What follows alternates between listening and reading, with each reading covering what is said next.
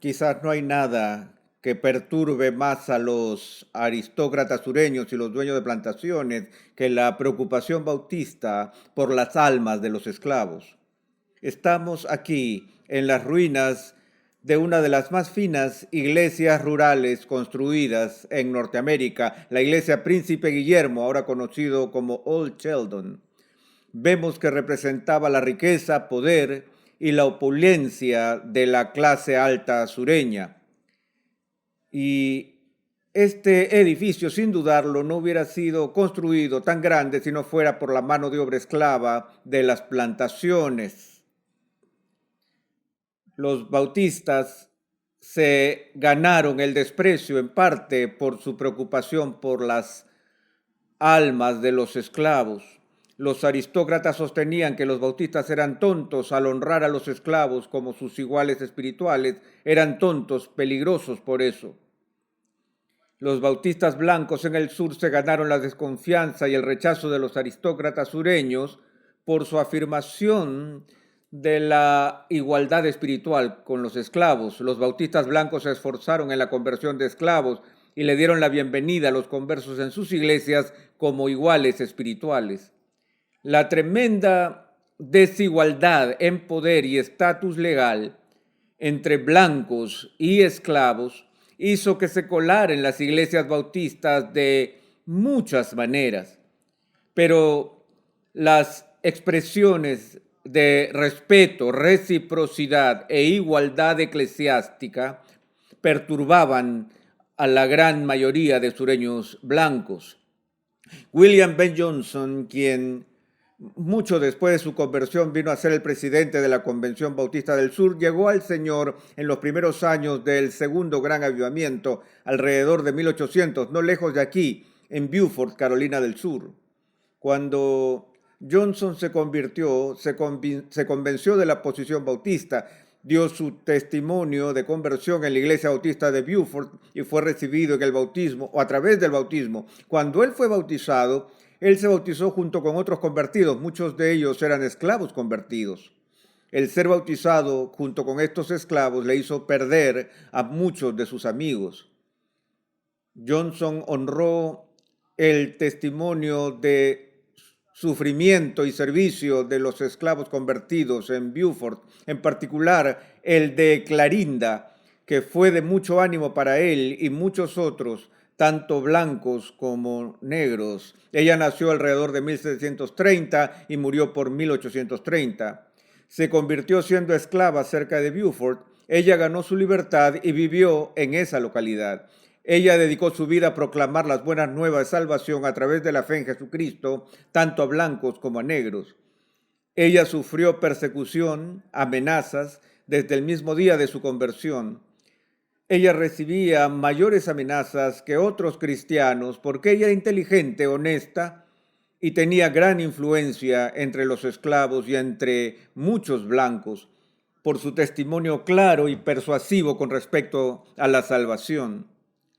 Una pareja blanca en Beaufort le cedió un lugar donde quedarse a vivir y le dieron su protección para cuando ella iba al pueblo. En una ocasión, cuando estaba sin protección, un grupo de hombres forzaron su entrada en su casa, la obligaron a cantar, orar, predicar y bailar. Luego la golpearon con un látigo y le hicieron mucho daño. Pero igual se gozó con la oportunidad de sufrir por su Salvador. Cuando el Evangelio despertó muchos pecadores en Beaufort alrededor de 1800, Dios la usó grandemente entre blancos y esclavos. Los blancos la visitaban durante el día buscando su consejo, ánimo y oraciones. En la noche la visitaban los esclavos para lo mismo. Muchos esclavos conversos alcanzaron tal madurez y santidad que ganaron la atención, admiración y respeto de entre sus hermanos bautistas blancos. La anciana tía Sally era el nombre de una de esas esclavas, una mujer de unos 60 años que vivía al interior de Carolina del Sur y se mantenía a sí misma con su propio esfuerzo. La tía, la tía Sally era humilde, cálida y era miembro de una iglesia bautista. Cuando el pastor de la iglesia llegó, hubo cierta dificultad para levantar su salario. La tía Sally pasó adelante y se ofreció de voluntaria para lavarle y plancharle como su contribución. Ella era pobre y era todo lo que podía hacer. Y así lo hizo fielmente por todo el tiempo que estuvo ese pastor. Y de muchas otras formas ayudó a sentirse bien a su pastor. Sus contribuciones llegaron a sumar efectivamente como $20 al año. Y este es un lugar del país en donde algunos miembros de iglesias ricas en los bienes del mundo estaban satisfechos con dar la mitad de ese monto. El pastor reportó que no dudaban en pensar que esta anciana mujer estaba muy por debajo de ellas, pero si van al cielo, si ellos llegaran allá, decía su pastor, ellos tendrían que levantar mucho la mirada para ver a la tía Sally. Así lo dijo el pastor a la iglesia en 1848. El Señor levantó muchos predicadores entre los conversos, entre los esclavos. Su labor resultó en la salvación de un gran número de pecadores. Moisés era un predicador esclavo, quien fue padre en la fe de muchos predicadores bautistas, incluyendo algunos blancos. Uno de esos predicadores blancos fue salvo bajo el ministerio de Moisés, dejó este reporte en 1825. Partió de esta vida para ir a su humilde mansión en Darlington. El 28 de septiembre pasado, Moisés, un hombre negro, miembro de la Iglesia Bautista de Benecer, como de 100 años, un profesor diáfano de religión por 50 años y un predicador del Evangelio por casi ese mismo tiempo. Este hombre era un raro ejemplo de una piedad ejemplar que murió de forma triunfante. Un ejemplo de su éxito en el ministerio fue manifestado en el despertar del reverendo Samuel Timmons, pastor de iglesia Lim, Lynch's Creek. Y Moisés es así distinguido a su petición particular. Las asociaciones no solían distinguir el paso de los ministros en aquellos días y distinguieron el servicio extraordinario de Moisés en 1825. Dos buenos predicadores entre los conversos de los esclavos fueron David George y George Liele.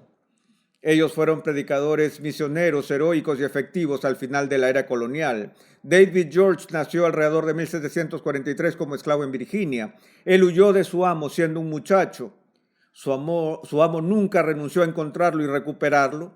Por eso George siempre estaba moviéndose hasta llegar a Carolina del Sur, donde un jefe indio Creek llamado Media Azul lo capturó, pero lo protegió de su antiguo amo, rechazando el venderlo para regresarlo a la plantación en Virginia. Él fue convertido en 1773 por la predicación de George Liele, otro ex esclavo que era predicador bautista. Liele también fue convertido alrededor de 1773 y también había huido. Los dos juntos huyeron para Sabana Británica para ganar su libertad en 1778. Liele se fue para Jamaica, donde predicó. Fue nombrado misionero de la Sociedad Misionera de Londres. David George, su esposa y 8 personas más fueron bautizados en Silver Bluff, Carolina del Sur, río arriba, desde Savannah, en el lado norte del río. Ellos formaron la iglesia bautista Silver Bluff en 1765, que es probable que sea la primera iglesia bautista negra en Norteamérica.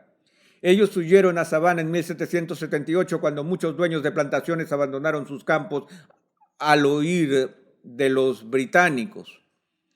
Por eso muchos esclavos escaparon a Savannah y se pusieron bajo la protección del ejército británico que les prometió libertad. En 1782 los británicos asentaron a David George y otros esclavos libres en Nueva Escocia, donde establecieron iglesias bautistas e hicieron a George su líder. Blancos destruyeron la casa de George en 1784. Sin embargo, su predicación llegó a ser tan efectiva no solo entre los esclavos libres, sino también entre los blancos en Nueva Escocia. Algunos años después, George se mudó con su familia a Sierra Leona y dirigió iglesias bautistas desde allí.